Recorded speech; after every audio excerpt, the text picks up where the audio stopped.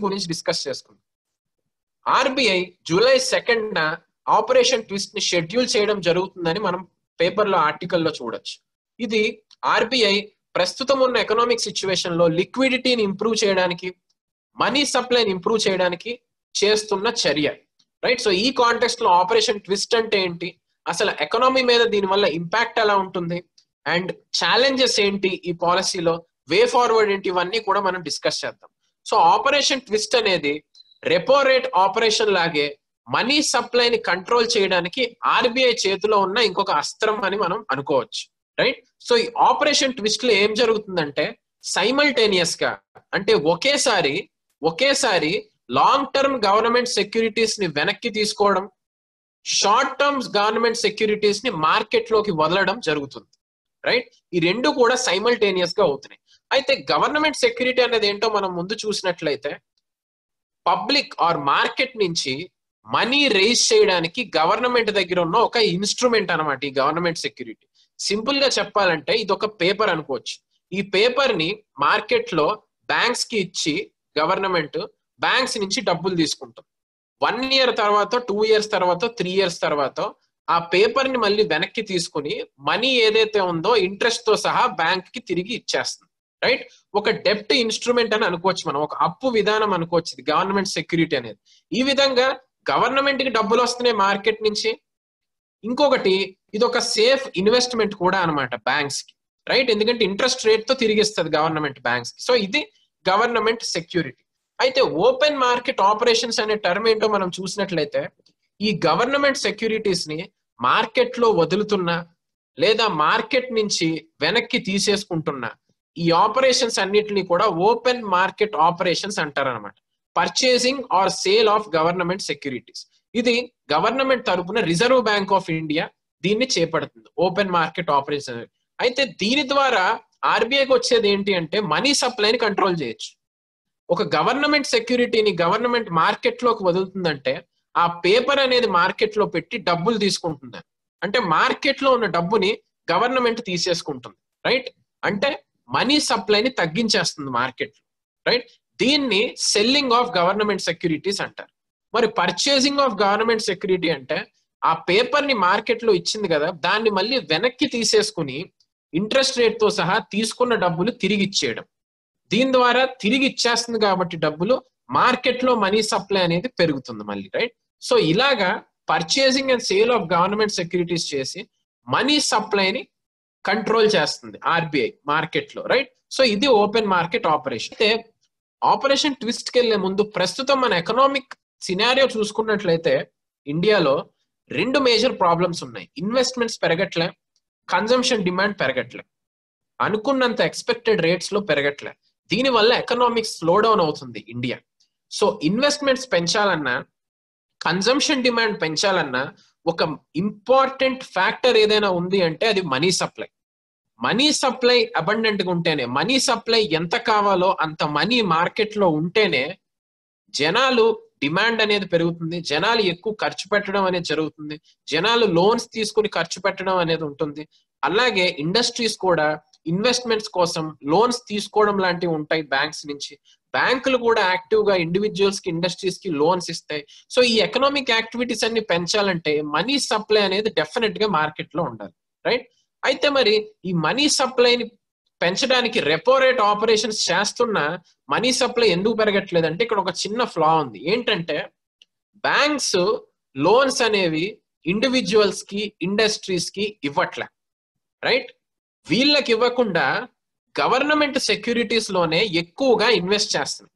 ఇది ఎందుకు అంటే దీనికి 2 కారణాలు ఉన్నాయి. ఒకటి, నాన్ పర్ఫార్మింగ్ అసెట్స్ పెరగడం.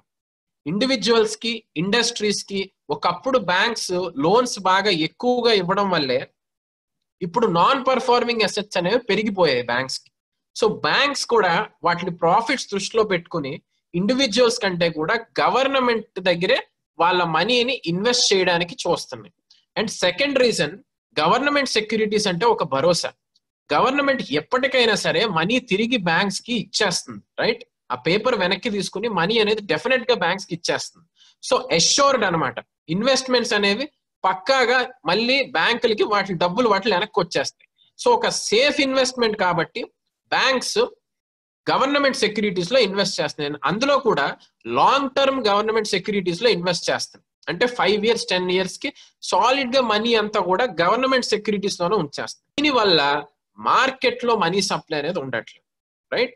సో బ్యాంక్స్ అనేవి ఇండివిజువల్స్ కాకుండా గవర్నమెంట్ కే డబ్బులు అనేవి ఇన్వెస్ట్మెంట్ చేస్తాయి. సో దీన్ని సాల్వ్ చేయడానికి ఆపరేషన్ ట్విస్ట్ ని తీసుకొచ్చారు.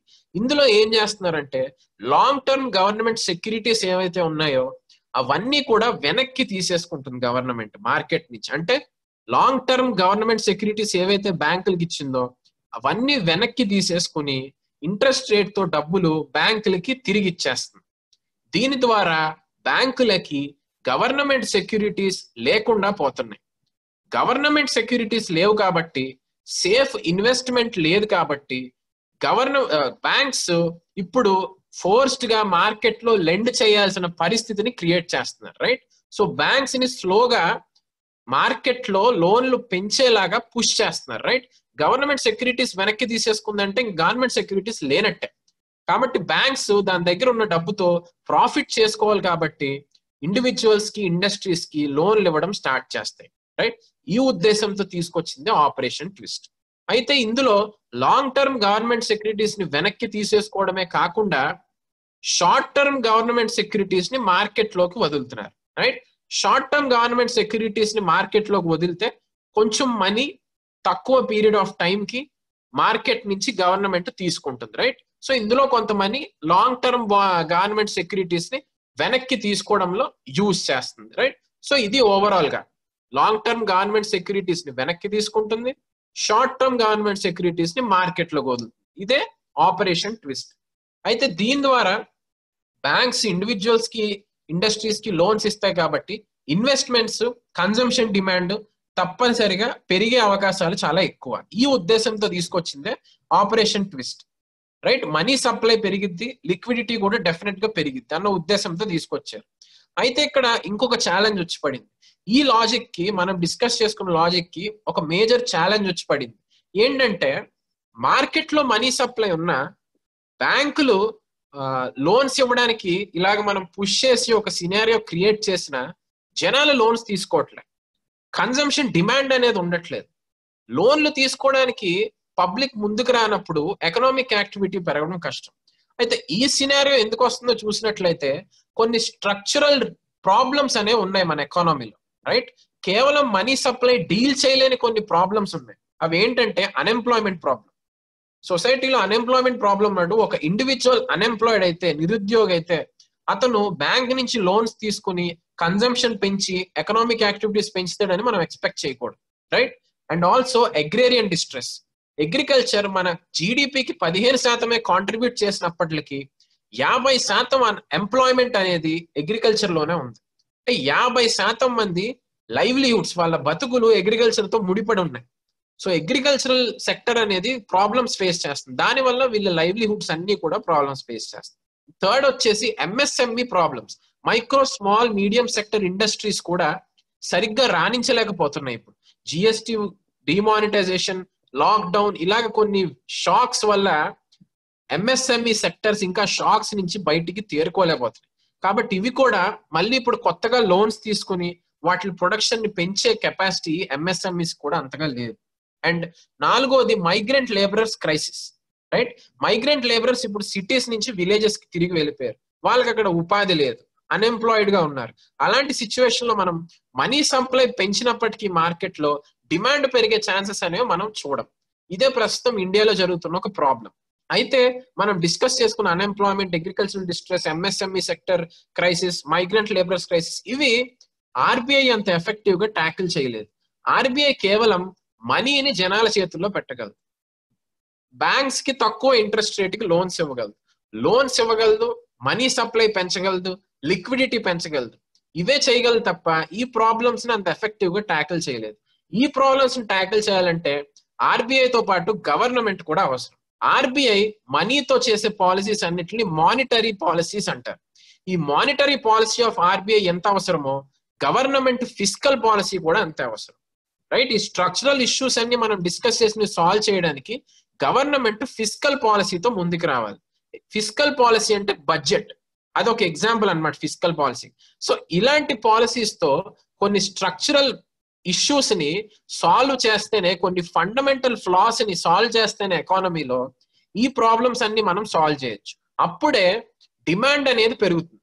ఎప్పుడైతే ఒకసారి డిమాండ్ అనేది పెరిగిందో ఎకానమీలో, ఆబ్వియస్లీ లోన్స్ తీసుకోవడం అనేది పెరుగుతుంది. డిమాండ్ ఎప్పుడైతే పెరిగిందో మార్కెట్ లో, ఇండస్ట్రీస్ ప్రొడక్షన్ కూడా పెంచుతాయి. ప్రొడక్షన్ ఎప్పుడైతే పెరిగిందో ఎకానమీ డెఫినెట్ గా ఎక్స్పాండ్ అవుతుంది. ఆ విధంగా మనం ఇండియాని ఎకనామిక్ స్లో డౌన్ నుంచి బయటికి తీసుకురావచ్చు. కాబట్టి monetary policy and physical policy రెండు కూడా చాలా అవసరం.